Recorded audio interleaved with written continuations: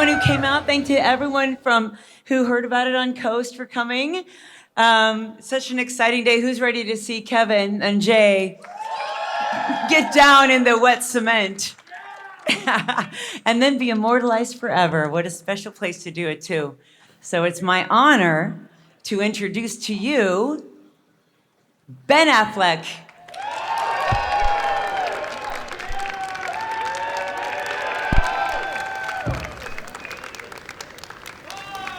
All right. Thank you. Thank you very much.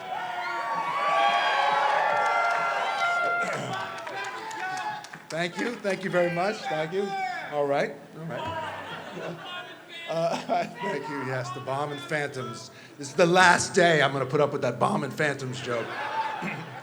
I'm very excited. I'm very honored to be here. I know this is supposed to be about Kevin and Jay, but keeping with Hollywood tradition, I'd like to make it about me.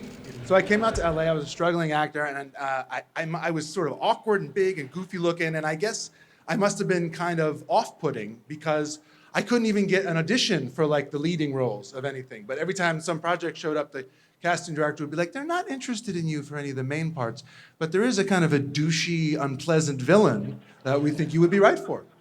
And so I played that part in School Ties. I was the douchey anti-Semite.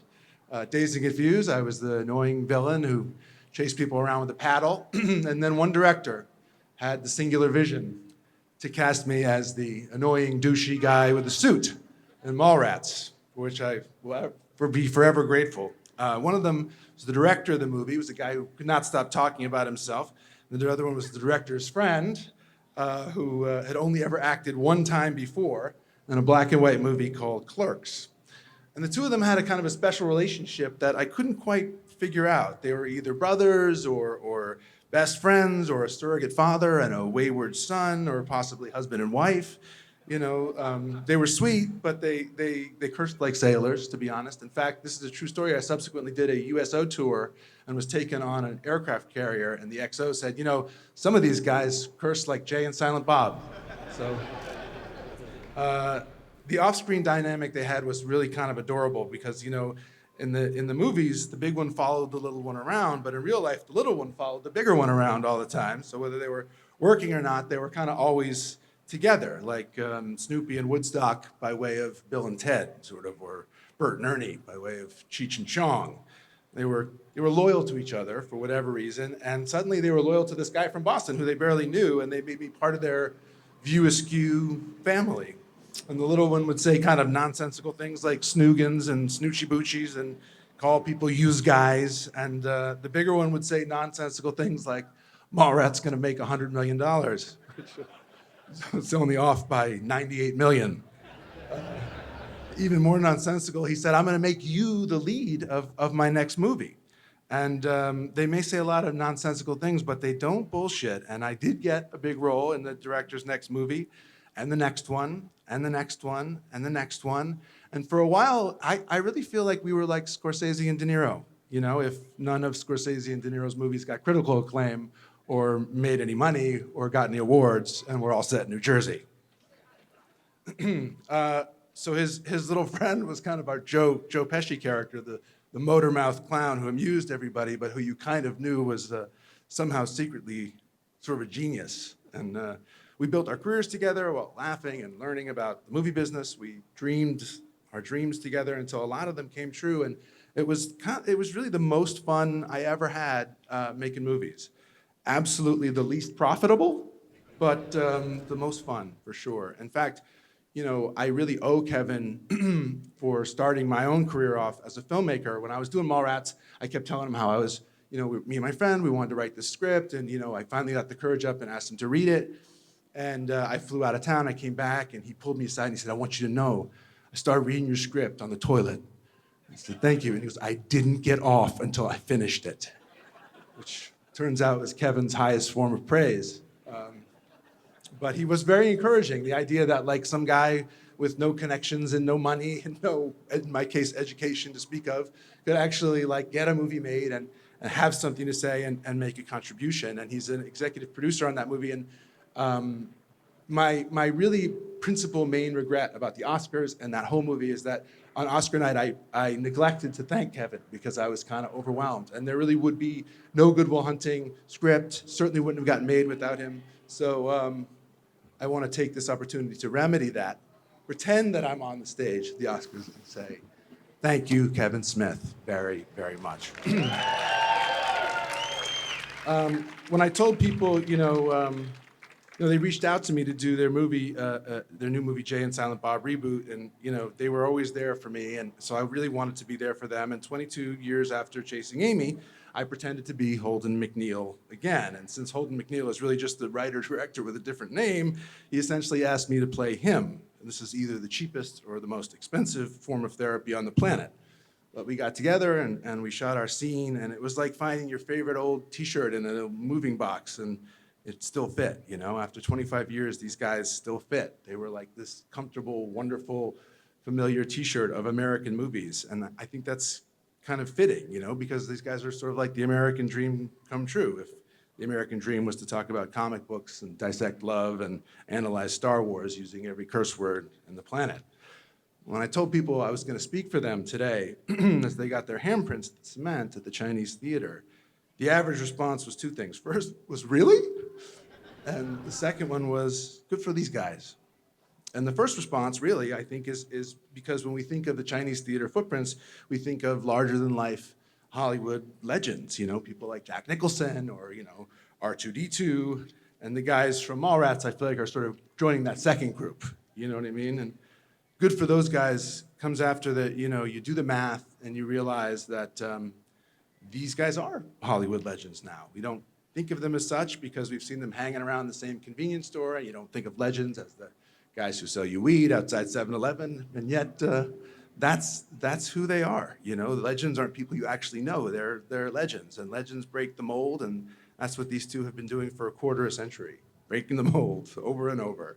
So it would stand to reason they broke the legend mold too. They couldn't even do that the right way because they're from New Jersey. Keep the car running. They've been hanging around the Quick Stop for 25 years, but today, Jay and Silent Bob start hanging around the TCL Chinese Theatre courtyard forever, ensconced in cement with all the other Hollywood legends, right where they belong. I'm really, really grateful to these two guys, and I have to say, I just love them so much. Thank you, and thank you very much. It's a pleasure to be here.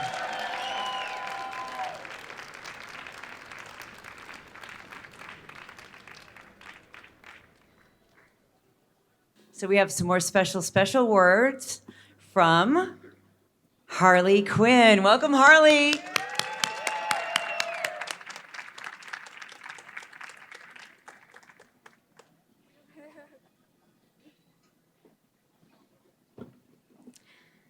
Hello. Today is a really big day for me because not one, but two of my dads are being presented with the immense honor of getting their handprints solidified in cement to celebrate their long-lasting impact on all of us.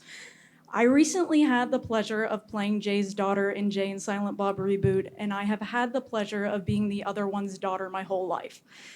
I'm not going to lie to you, if you had told me that these two would be getting this honor a couple of years ago, I wouldn't have believed you.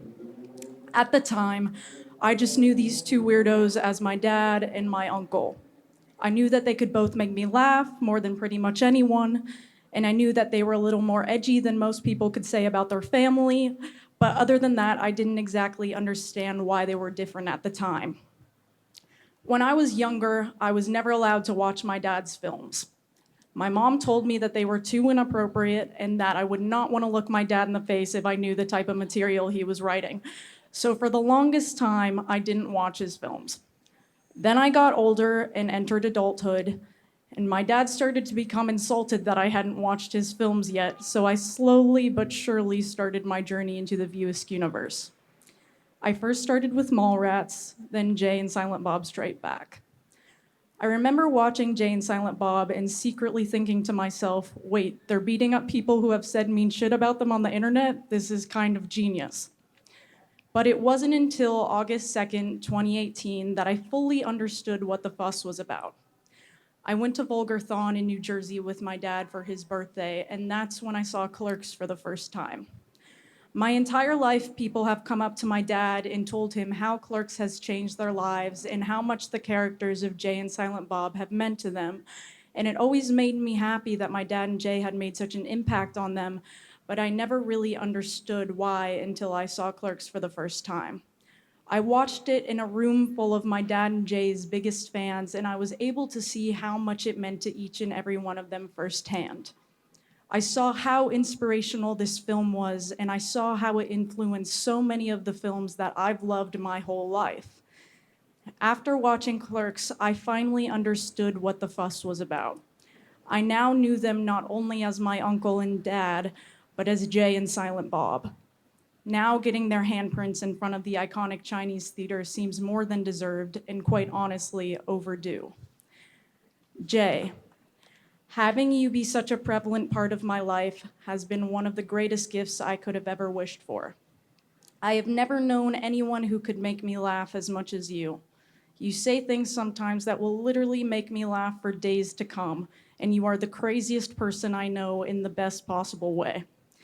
You've also been there for me my entire life, and you've always been someone who I could come to no matter what. Being able to see you become a father over the past 4 years has been absolutely breathtaking. You are, and no offense to my dad, but you are the best dad I have ever seen, and Logan is so lucky to have you. It meant the world to me to play your daughter in Reboot after watching you enter fatherhood in real life. I feel so lucky to have you not only as my uncle, but now as an honorary dad as well. Now, Dad, my real dad. You are probably the most impeccable human I have ever known. I rarely talk about your heart attack because it makes me too upset to speak about, but I feel it's important to mention here. The night of your heart attack, I slept at the hospital on your couch. I was scared shitless, waking up every hour or so to check on you. That was the scariest day of my entire life, and as much as I'd like to forget about it, I do think it's important to remember so that we can compare to where you're at today. You have proven to everyone really just how impressive of a human you are. You came back from your heart attack and completely changed your life. You went vegan, which was not really a choice as much as it was forced upon you by me, but still you completely changed your life, and you are the healthiest you've ever been. Not only did you change your personal life, but you came back and made a movie, which is really the end game of your films. You somehow managed to gather everyone from your past to make a movie you've been on a quest to make for years. You always joke and say that it's your heart attack that made the movie possible because everyone felt guilty enough to come be a part of it, but I don't agree with that. I think it's your strength, tenacity, and perseverance that made this possible. My whole life, you've made a living by essentially making fun of yourself, but you are truly a magical human being, and I hope you know that. You have proven that you can literally do anything that you set your mind to, and you inspire me endlessly. You are my dad, my director, but mostly my best friend. I'm so insanely proud of both of you and am beyond thrilled that you are receiving this honor today. Dad, Jay, I love you more than I can possibly say. Thank you for being the best dads I could ever wish for.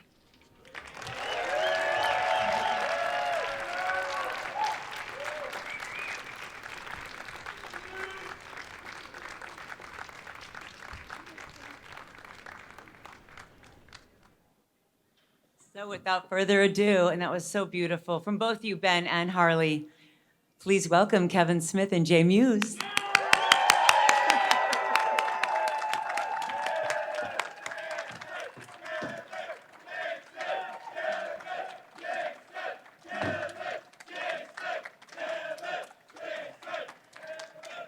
Sorry.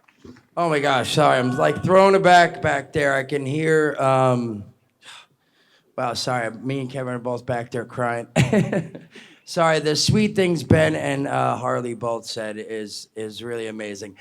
Being here is super surreal for me because, I mean, who would have, like, I would never thunk that I'd be able to put my handprints in here. Like Ben said earlier, like, I walk by and you see big, huge names here. And so for me to find out when they told me that I was getting my handprints in the cement out here was, I don't know, it's still like floating over, but I don't know. I'm not the wordsmith here, Kevin is, but I do want to say, man, you'll see, it's funny because he talks more than me in real life.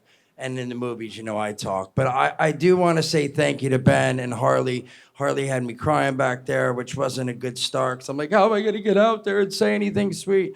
But I do want to thank, I owe this all to Kevin. It's like Kevin saw me, 13-year-old kid, hanging around the community center and said, wow, this kid has a weird sense of humor and says funny things. And when he wrote his script, Clerks, he thought to write me in there. And then he wrote me in the next movie. Even though the studio fought him on it and made me audition, he still fought for me.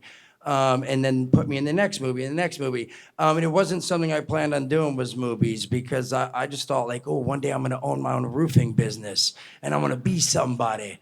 And I don't have like my family history. I've talked about a lot on my podcasts and stuff. And I mention that because like my mom was in and out of jail and I live with my grandma, my aunt and all this. But the reason I mention that is because Kevin not only like put me in a movie and became someone I looked up to, became my friend, but then he let me into his family, which, I got to see Harley be born and his wife Jen. They took me in, and then I got to meet Gail and Byron, who were another extension of my family.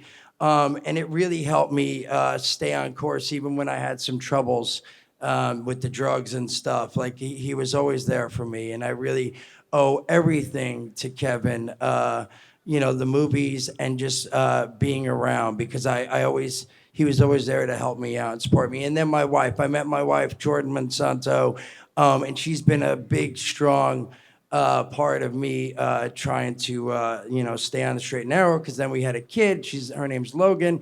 I wanted to bring her today, but my wife wouldn't let me. I wanted to sneak her handprint in the handprint thing, but anyway, I appreciate everyone for being here, man. This is such a big deal and so surreal to me. If you told me I'd ever get this, I would tell you were a liar. And it's amazing. And thank you, Kevin, Harley, Ben, Jen, and Gail and Byron, and Jordan, and everyone else. This is awesome. Now I'm going to let this guy talk.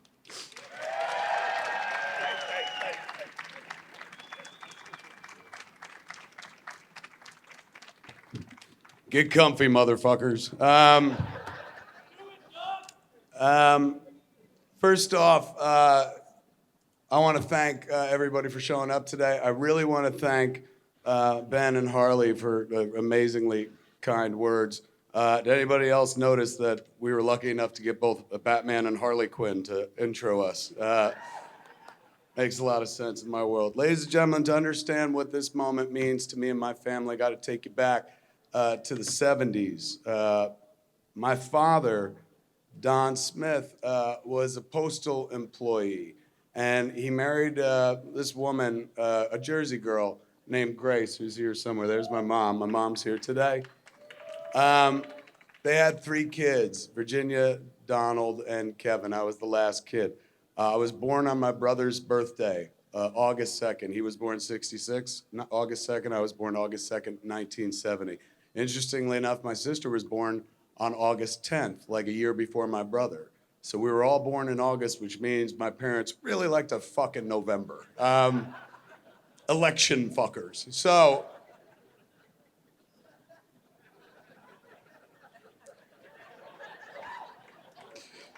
So Don Smith didn't really want for much. I asked him once when I was a kid, hey, what were your dreams when you were young, Dad? What did you want to do? And he was like, I wanted to get married and have kids. And so his dreams happened early on. His career wasn't about what made him feel good in life or fulfilled. He just had to get a job to pay for what made him feel good in life, what made him feel fulfilled, his wife and his kids. And we were, I'd like to say, lower middle class and stuff. But my mom was a financial whiz who could make a buck stretch. And because of that, even though we were poor, we would go on vacations. That was important to my dad because he worked at the post office. And if he didn't go on vacations, he might have went postal and shit. So he never did. We were very proud of him for that. He would go on these vacations and he would take us places that meant something to him. And he took us here in 1979. My family got on a train from New Jersey, me, my mom, my dad, my brother and sister, and came to Hollywood because I loved the movies. I loved TV, I loved the movies, I loved Hollywood when I was growing up. And that was what we shared, me and my father. You know, it was like he told my mom, the fat one likes movies. I'm gonna do movies with him and stuff. So he would take me to the movies all the time and lean into my fascination with the movie business, even though we were the furthest thing in the world from it in New Jersey.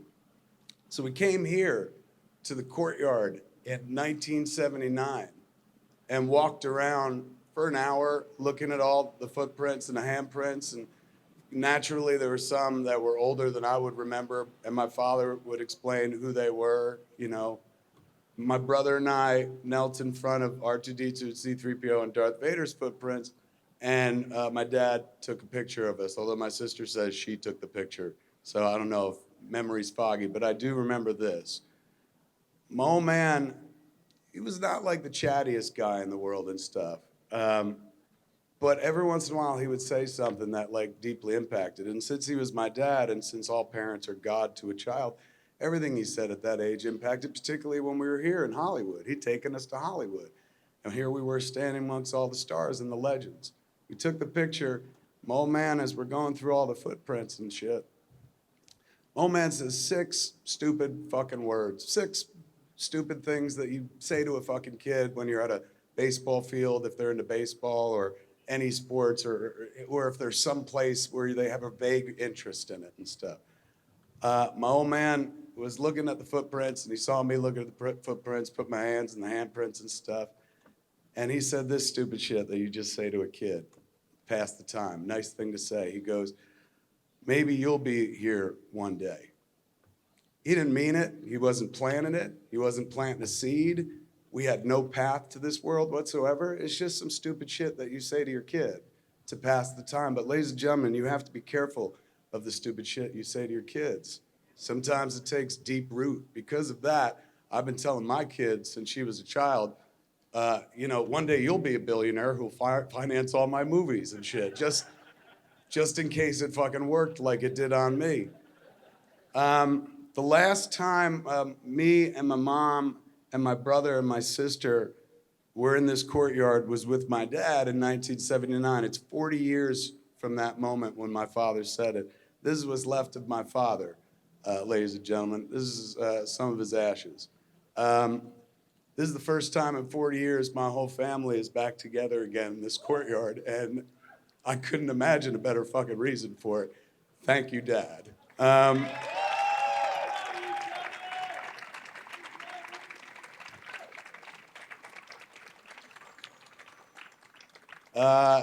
In the way of thanks, let me just keep going. So many people, of course, I thank my dad, I thank my mom, who was always incredibly supportive and the second biggest Kevin Smith fan on the planet, me being the first. I thank my sister, who taught me what writing was. You know, at an early age, I found a composition notebook that she had under her bed, and inside there was a drawing of her and her friends around a door. And the cover page was what, Secret of the Cellar, what was it? Secrets Beyond the Trap Door. And I said, what is this? And she said, I'm writing a book. And I was like, you can't just write a book. You have to ask the government and stuff. And she's like, why do you say that? I was like, because we had to get like a library card to take books out of the library. I was very young. And so she said, you don't need permission from the government to write. Anybody can write anything. You can write anything, anytime you want. Anybody's free to write. I spent my life writing. My brother was my absolute first audience. You don't know if you could do something unless you try it, and then somebody says, good job. I wrote a story about going to visit our relatives, remember? And like, scariest thing in the world is like taking a piece of yourself, putting it down, handing it to somebody else and saying, what do you think? And I was a kid, so I needed approval.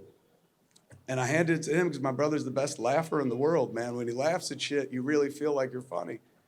And he laughed at it, and not at it, but with it. And he said it was good. And I watched him read the words, and like his emotions change. And I felt like a wizard, a magician. Magic words changed the emotions in the man's body and stuff like that. That impacted in a big bad way.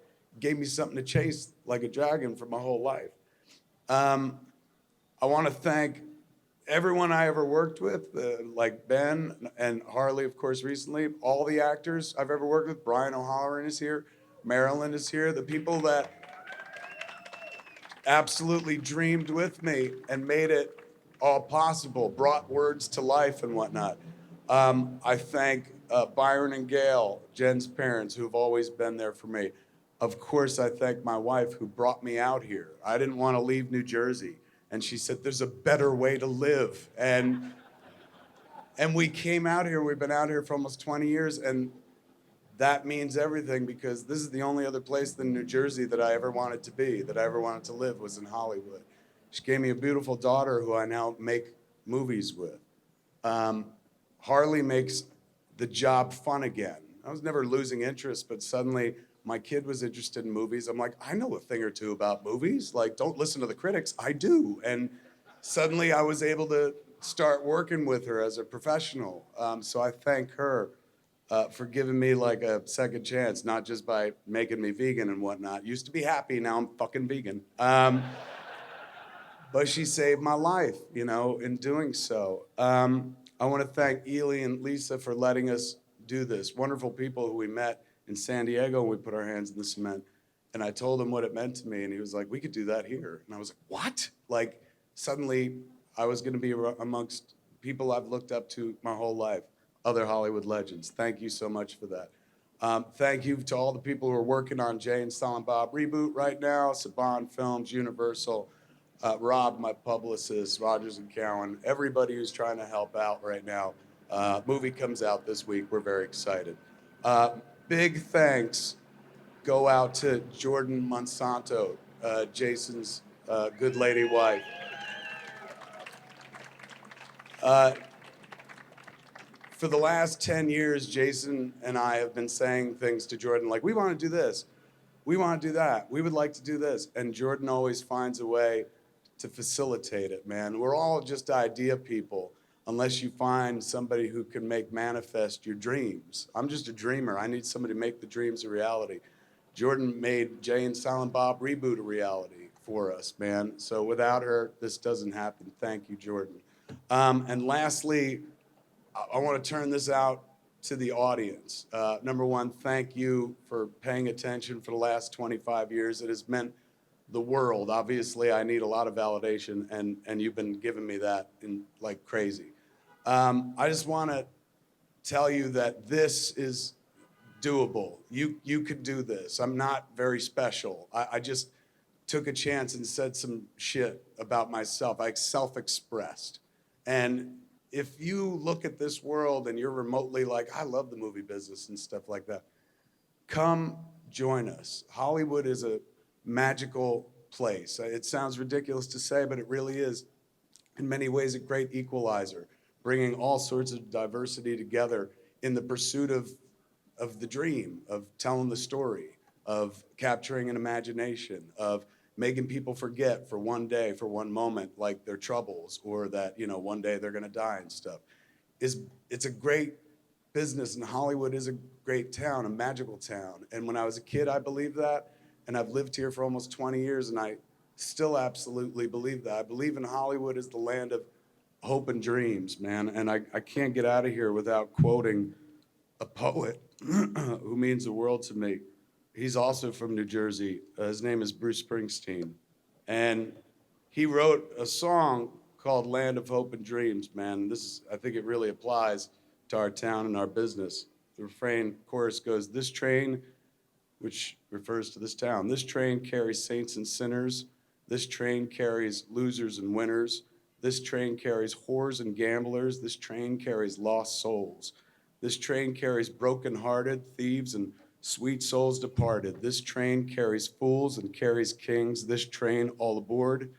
This train, dreams will not be thwarted. This train, faith will be rewarded. Meet me in a land of hope and dreams. Ladies and gentlemen, we're in the land of hope and dreams. And thank you for letting me hang out with you this long. I love you all.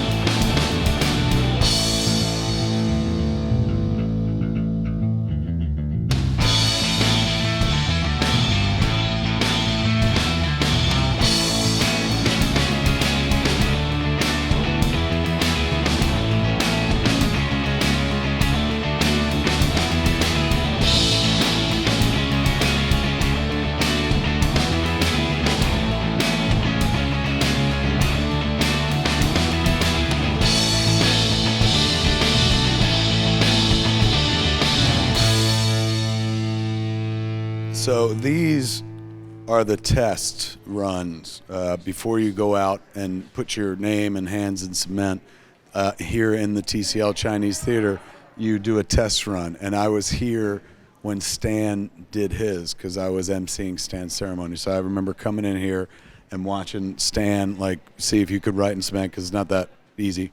And then you put your hands in so that you're not doing it out there for the first time. So I remember standing by and watching him do it. And then we came in today, and we did the same thing, where they walk you through it and go ahead, write, and put your hands is what it feels like, so you get familiar with it. So that's mine. That's Jay's. Come close, I'll show you. Look at, so confident. Big letters, and then at the end, all smooshed. Just so terrible. Thank God. I didn't even get the bob. That's a bob. Can't even tell. Jay, expert first run try right there. Name fits all the way across, put his name in quotes and stuff. Thank God. Practice makes perfect. It's a good thing that we do practice and stuff. That was a excellent practice run. And then we went out there, and it was crazy. Crazy wonderful, man. We put our hands in the cement, our feet in the cement. We left a little piece of our hearts and souls in Hollywood today, and I loved it.